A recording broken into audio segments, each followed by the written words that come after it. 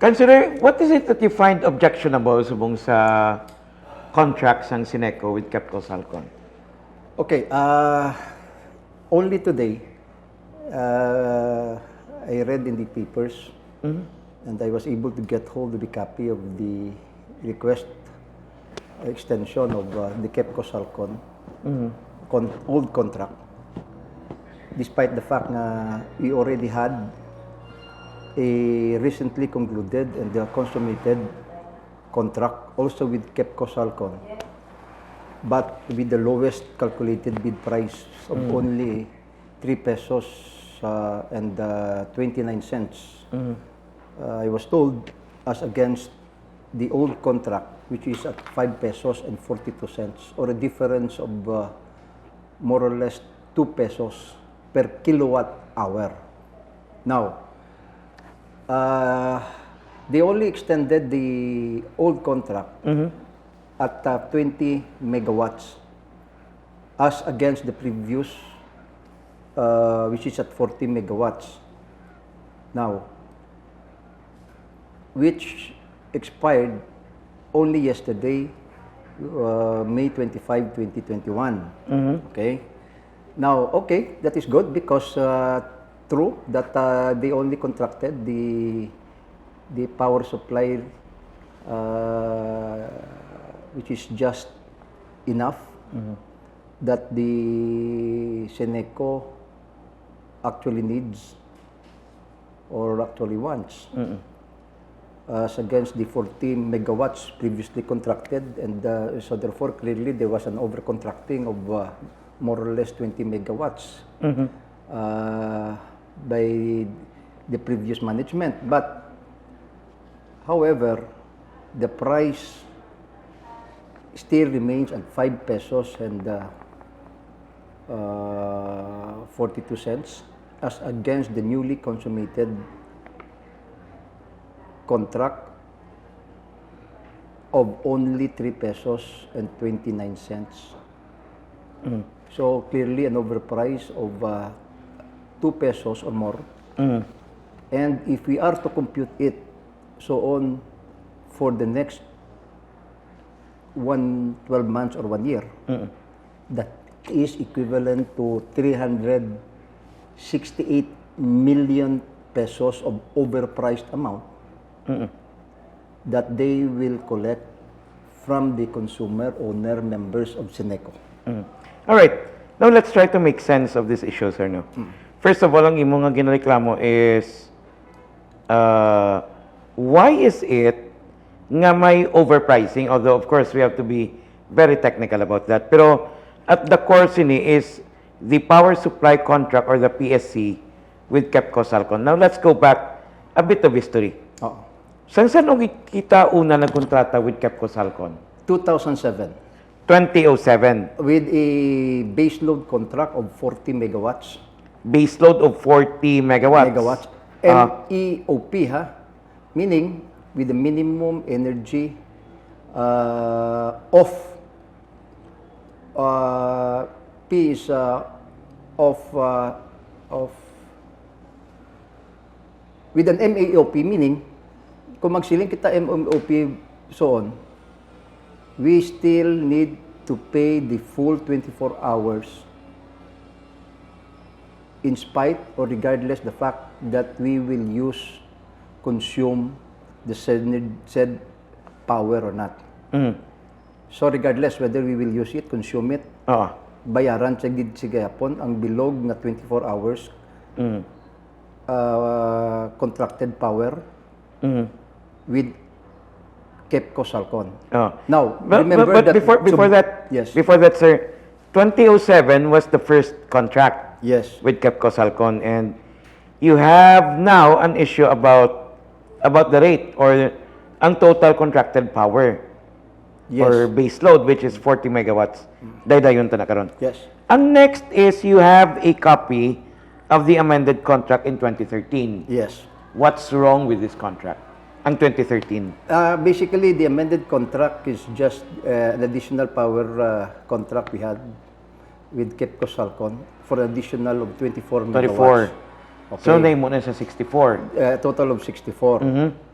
But the main issue here is the old contract because, again, clearly, based on the statement of no less than the general manager himself, that they only bid it out the actual requirement of power supply, which is at 20 megawatts for the period 2021 to 2030. So clearly, ato ang 40 megawatts nga gikontrata naton way back in 2007 was over-contracting.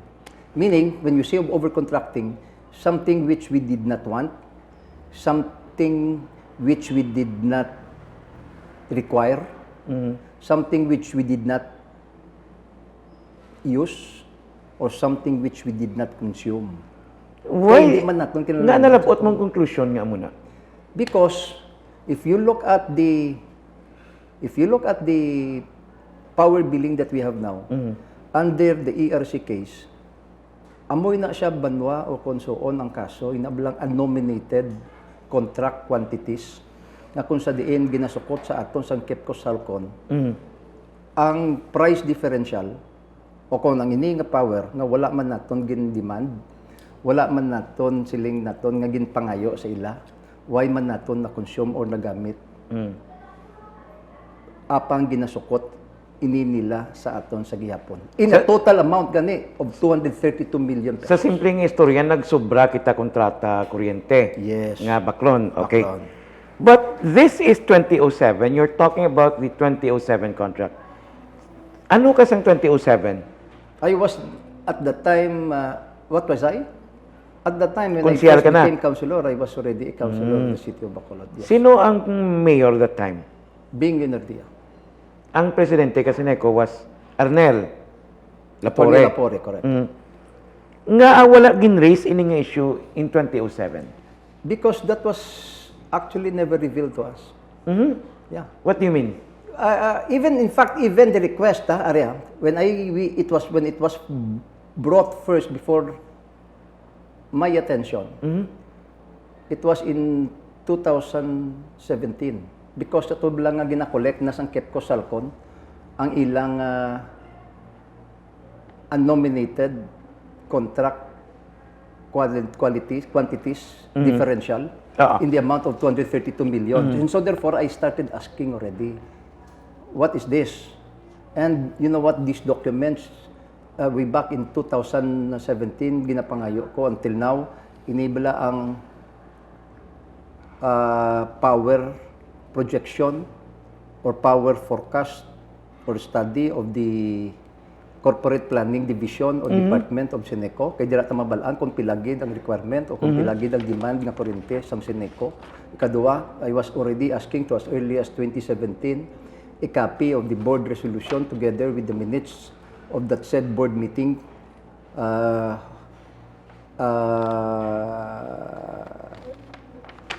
requesting or giving the Ceneco the authority to enter into a contract with the KEPCO-Salcon. And third, I was also asking the contract itself of the 2007 power supply agreement with KEPCO-Salcon. But these documents were never submitted to us, despite the fact that we passed resolutions after another resolution requesting for these documents. Medyo, I'm trying to make heads and tails of the Yes. issue, no? Kay, we're talking about a contract that started in 2007, 14 years ago. Yes. And kita mo sa mga questions kamo dire. First, of course, is your allegation Of the overcontracting. na nag-overcontracting Yes. kita. Yes. But do you have evidence to prove na ginbayran tagid ni? Oh, yes. You look at, that's why I am asking the consumer owner members of Ceneco to check your billing. Because under that item of ERC case, that is already the payment that they are getting from Yeah. us out of the overcontracting power that Ceneco entered, which I feel is illegal. That is why without these documents, hindi ta mabalaan. Was there an actual authority given to the signatory of Ceneco to enter into a base load contract, or was it otherwise? Sang 2016 ang mayor, sino? 2016. 2016 si Mayor Bing na, no? Yes, I think, yeah. I'm not so sure. Before yeah, that, because 2013. 2013 was... Saan ka mo ang ara sa administrasyon? What did you try to do about Ceneco? This issue never was brought up before the attention of public awareness and public knowledge. Only after the fact that we were told that they are to collect from us these unnominated power quantities to the consuming public. That's why I begin to inquire already and began to study already, and then passed resolutions requesting the management and the board of directors to explain and to provide us these documents. Let's try to break it down into very simple terms, sir, no? Yes. Ang ginatamdan ta subong, ang ginaistoryan ta subong, kontrata sa tunga sang Central Negros Electric Cooperative or Ceneco, kag sang KEPCO-Salcon Power Corporation. Yes. Diri kita nagkuha sang kuryente ta. I assume that this is a Korean corporation. Yeah, yes. That is Korean. Yes. Pero if you read the contract, I am not so sure if it's a Korean-owned company or not. But the CEO, president, is a Korean-sounding... Korean sounding. But if you go over the document, may conditions diri nga I don't know if you have read the entire document, sir. Okay. May condition diri nga it would be ang contract will be governed in a way sang regulations ng Ministry of Energy and Mineral Resources of Indonesia. So I really don't know kung ano ang But both ang silingon atong sini. regulatory body diri nga nagabantay kag naga-check sa inyong mga kontrata is our ERC and the Department of Energy. Yeah, okay. So i-set na aside, That no? is why all contracts has to pass through. All conditions set forth under this contract has to pass through under the terms and references, which is reviewed and approved by the ERC and the Department of Energy. Now, ang problem in discussing this issue is this. Kay tungod nga daw kay istorya kita ni isang sala sang nubyata sang una mo, because this is an old contract 2007. And what you're telling me now is nag-over contract kita 40 megawatts. But sang 2013 may additional contract pa kita for another 24 megawatts. Yes. So please make heads and tails of it, sir. So in other words, yes, we need the... Pila ginagin over contract ta? That is, okay. I am making reference now to the old contract that we had, which is at 40 megawatts, which expired only yesterday, May 25 of 2021. And this newly consummated, recently approved contract, which is only at 20 megawatts. Kung may shortfall na kita, siling naton abi, for example, nga nadula na tong 40 megawatts, why renew only or enter into a new contract of only 20 megawatts? Clearly, there was an over-contracting of at least 20 megawatts. I'm trying to be careful about this. Yes, no? yes. Do you have a copy of that new contract na ginambal mo? Amo na nang ginambal. That is why it will be part of my resolution by next week. Requesting 24 megawatts lang ang bagong kontrata? 20 lang. 20 lang. Yes. And Ang so, kontrata ta sa halin sang 40 megawatts. 2007 and 2013, gin-amend in 2013, Yes. is actually 64. Correct. 64. But you know what, so on, this is not the only company that provides us with power. We still have a lot of other companies. May wisam pa ta. Actually, we can on the spot buy that. Spot market na. Yeah, spot market na siya. But we have Energreen, we have Palms Concepcion, we have Green Core. Okay, so in other words, but what I am actually, the point na ginadrive ko lang sa aton, di nga mga televiewers, so on is this. When we had that contract at 40 megawatts, and when it expired already by as of yesterday, and clearly even the general manager himself said, nga we only need a power supply of this much, which is the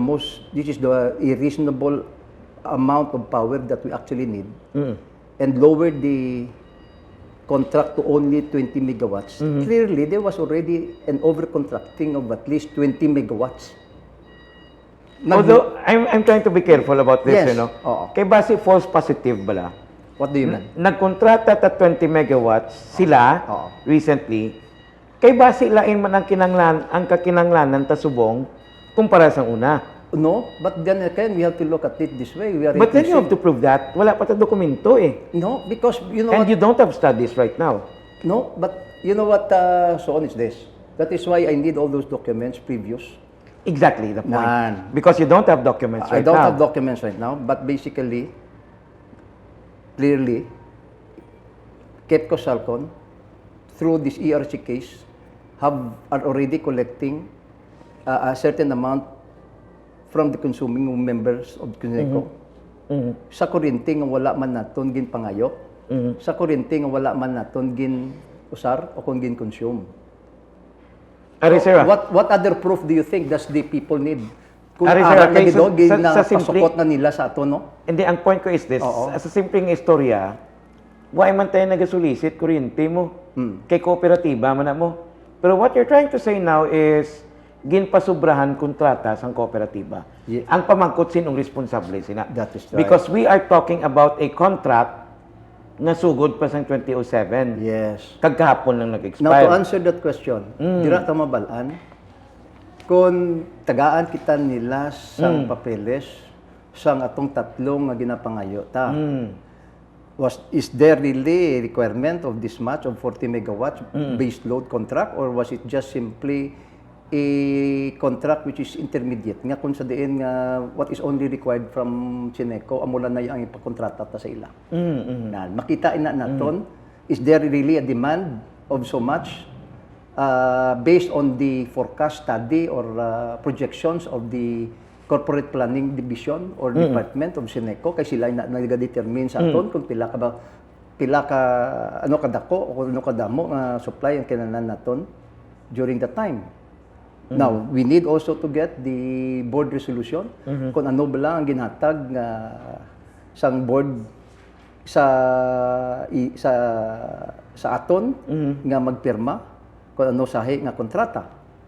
That makita inada naton who will be responsible or whether or not there was really an overcontracting or not. But Indeed.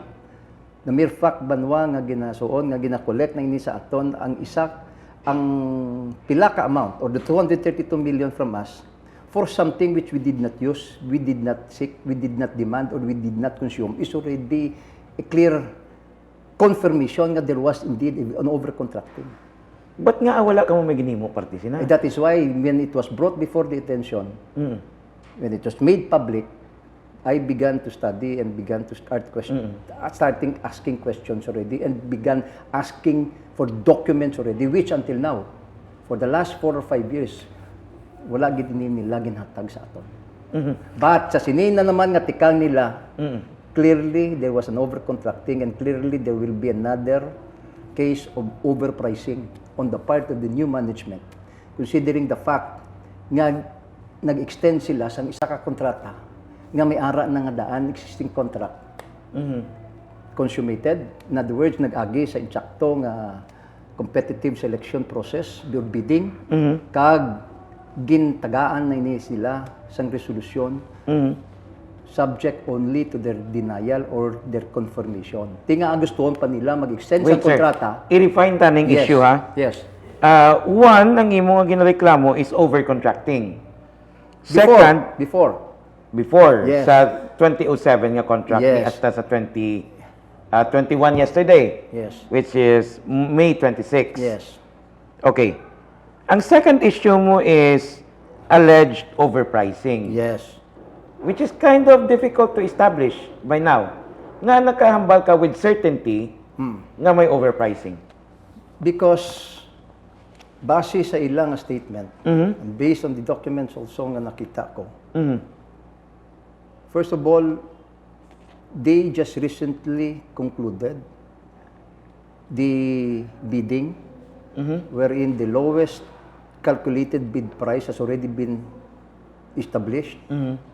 They have already likewise established the most responsive bid and they already have identified the winner with a price of only at 3 pesos and 29 cents.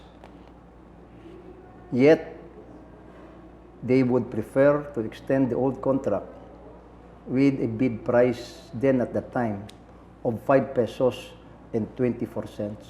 Dali pa, bato-batohon ta, sir. Bato-bato, ah. In Ilonggo, ha? Oo. Ang reklamo mo nga, ang old nga kontrata, kay, I'm kind of confused sa imo pag gina-present subong. Okay. Ang imo hambal, nag-expire ang kontrata kahapon. Kahapon. The old contract, which is dated 2007, Oo. nag-expire. Oo. And then may ara sila nga gin-approve, nag-bid. Nag-bid, yes. Okay. And they started And the there's process. a new contract. A new contract. But now you're talking about a renewal of the old contract. Yes, that is the step or the action made by the board of directors. Gin-extend nila ang daan nga kontrata. Wait, for a while, sir, ha, para atag sa aton nga viewers. Oo. Wala nag-end ang old nga kontrata. Nag-end. Yesterday. Okay? But kay na a while ago you said nga may pirmahan nga bagong nga kontrata. Diinda. Is it a new contract or the renewal or the extension of the old one? Yes, ariban ba? Soon. Sige. Nag-expire ang old contract only yesterday, May 25. They started already the process, the competitive selection process to as early as 2019. 2019, para kiti in anticipation of the contract of KEPCO-Salcon to end by yesterday. Okay. So ginkuha na nila para there will be no shortage of power. Understood. Okay, klaro. Now, they have already determined the winning bid or the winning bidder with the least or the lowest calculated bid, Which is? KEPCO-Salcon also. So technically, you're not saying, you are saying may bago nga kontrata. Amo, bago na. Expired dito ya. So therefore, hindi siya extension. No. Dapat amo na tani ang gusto ko. Ang gusto ta. Nga i-apply nyo na. Make use of the new contract. Because the new contract says nga ang presyo naton is only at 3 pesos and 29 cents. But anong ginobra ang board of directors? I don't know for what reason, but you know, it's a very flimsy excuse. Because as against losing an amount of at least 338 million pesos as against this simple complaint filed by a certain consumer group. So they would rather wait for the response of the Department of Energy with regards to this complaint. But I find it very Sino nga energy group ni? Consumidor. I was told it's a consumidor. Sino sa consumidor? I don't know who the members of this group are, but basically, Banwa, I find it very flimsy. And so therefore, not valid as far as I'm concerned. But amo ni Banwa, siling nila, i-extend na lang ini naton anay, subject to the resolution of the complaint filed against Ceneco. Now, isuliton ko, sir. Okay. Ang tabo mo ni, dapat tani matapos na ang daan nga kontrata nga Kag masugod na ang bago nga kontrata. 2007. Wait, sir. Dalingit. So matapos ng 2007 nga kontrata. Yes. As of May 25, 2021. Yes. Karon nagbidding na sila 2019. May ara na daog. May nagdaog na KEPCO-Salcon Japon. KEPCO-Salcon Japon. So ang imo ya gusto nga dapat sugdan ang bagong nga kontrata. Correct. But ang ginimo sang Ceneco, kung mo kami nag-file reklamo sila na hindi tadi. Oo. Sa bagong nga kontrata. Anay. Tigaylo. I-suspend anay naton. Oo. I don't know if that is possible. Postpone. No? Yes, postpone, suspend. Oo. Kaya siyempre napirmahan ng kontrata mo. So ang yambal nila, i-extend ta lang ng 2007 nga kontrata. Actually, Amo na? no, I just want to be very, very clear on this. The contract, I don't know if was signed already or not. But the fact is, the bidding process has already been concluded and consummated. 2019 pa lang. No, this April na. Kaya yung process is a very long, tedious process mo.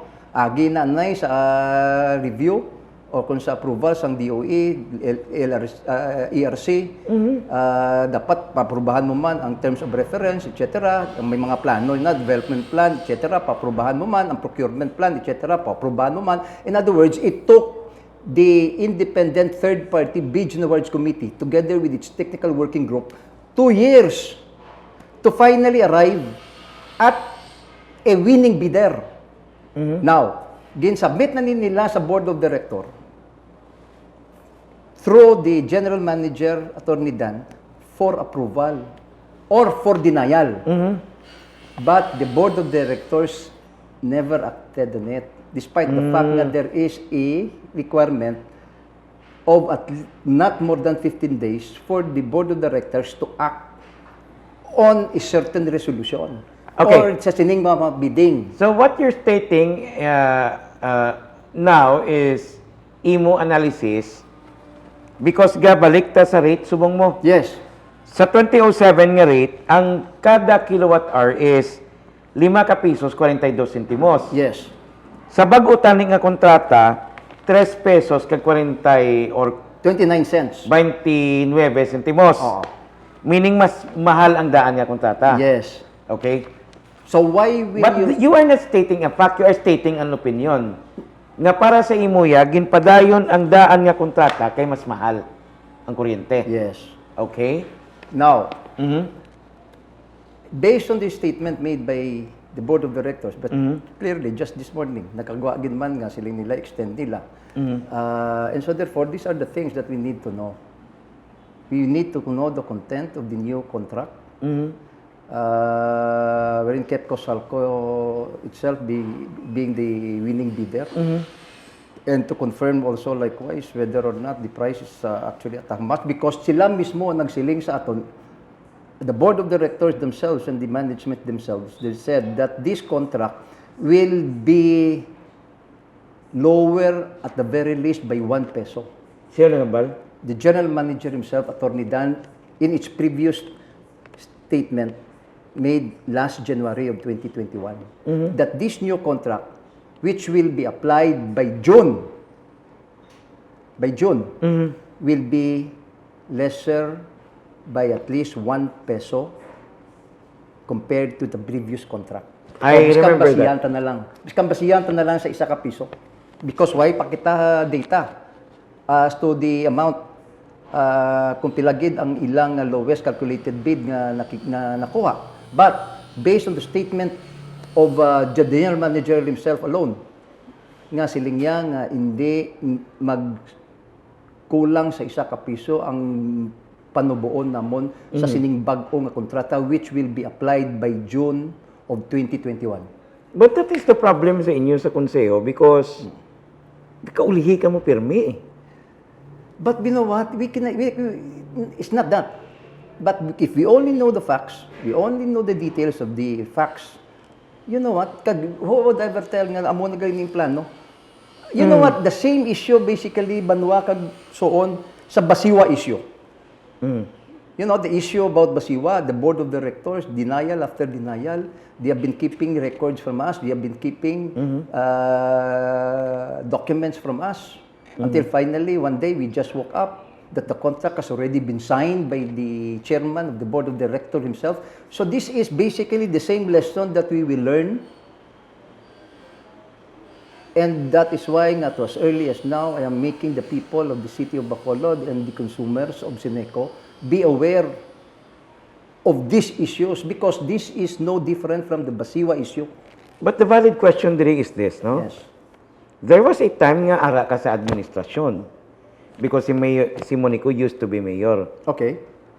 Ano ang inyo plano to really get into the bottom of this? This was never brought before the attention of the general public, only after the fact that this issue came about of the overcontracting on the amount of 232 million that KEPCO-Salcon is trying to collect from us.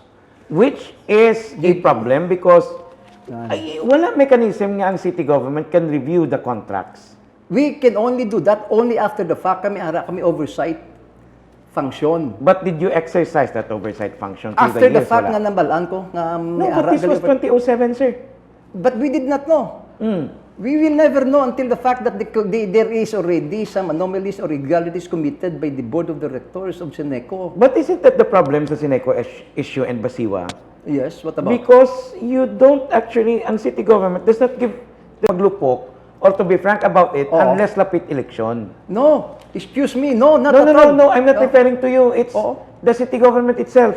Yeah, but- Muniko man na o kunbing man na? No, but the fact is, they are there. This board of directors, they are elected at large by the district that they should represent. Okay? Even the board of directors of BCU were appointed by the mayor to protect the interests of the general public, the consuming public. Okay? Okay? Pamagot kaya anong safeguards ang pumuluyo? That is why we are always are left in the receiving end. Because as you have pointed out, may oversight powers ka mo. But have you ever read a document or power supply contracts ng Ceneco since nagkonsyal ka? That is why, so on. Bago lang na eh. No, no, no. As again, I have already passed resolutions after another resolutions every year. No, sir. Tuig-tuig. What you're saying is ang ginahimo nimo. But ang pamangkot ko, kamo sa konseho, nakabasa ka mo mga kontrata sa Ceneco, wala. Tiway manigi na paprubahan sa amon. I know. This is But you pointed out nga may oversight powers ka mo eh. But only, but the fact is, so on naman eh. Why niya ginapadalaan ang Ceneco, ang sangguniang panglungsod, unless until that we request them to provide us with the documents. In fact, even if we have approved resolutions requesting for documents, hindi pa gani maghatag sa It amon. would depend on them kung matag sila. Correct. Precisely. Very unfortunate. But Banwa, Silingco, so on is this. They are there. They are appointed by the mayor, knowing for a fact that that industry is an essential industry, wherein it is the general welfare of the people are And we dependent presume on these na- industries and the consumers, etc. And they were elected at large by the people in their own district. And so Ang therefore, ginalibugan hindi sa ba ulo ko, dapat Councilor, na is this. protera nila ang interes ng tao, hindi Ang yasang... which brings me to NEA, no? Ang NEA may kopya sini nga mga kontrata mo. Yes. Hindi ka mo kapangayo sa NEA. But you know what, Banwa, so on is this. We will never know until the issue of irregularities and corruption is already there. But that's not being proactive. You don't have to get all the copies of, we did not have to get all the copies of all these contracts. You know what, we have committee levels. Di ba? May mga Yeah, I know. committee kita on public energy, we have a committee on public utilities and energy, etc. These are brought before the committees and etc. But as a councilor, we don't have access to all these documents. But the problem is, you took it upon yourself as a fiscalizer. Yes. You are now saying na fiscalizer ka eh. In fact, you are saying a lone wolf ka gani. No, I am taking this up because this involves public interest.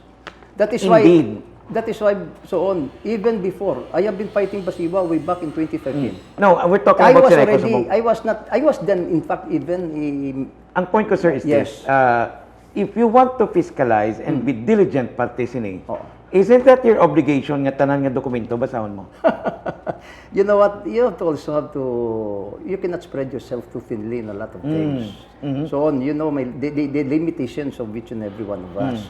You know, this task already is you know, very tiring already as far as I'm concerned because I am looking at documents which are not available for me and which I have to take other means and other access or other remedies or means to be able to get at the bottom of the Kay issue. sino ni committee ba subong?